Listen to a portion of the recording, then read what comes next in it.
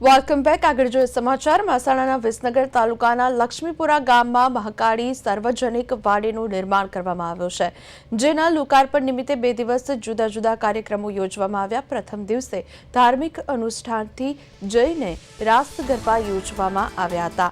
માતાજીનું નવચંડી યજ્ઞ યોજાયો હતો। રાત્રિના સમયે રાસ ગરબાનું આયોજન કરવામાં આવ્યું હતું। ગામના લોકો ધાર્મિક અને સામાજિક પ્રવૃત્તિ કરી શકે તે માટે આ વાડીનું નિર્માણ કરાયું છે।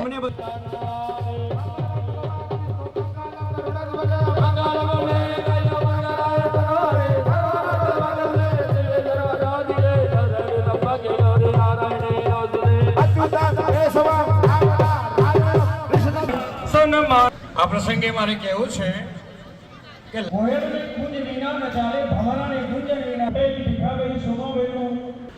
દાતાઓનું સન્માન કરવા જઈ રહ્યા છીએ।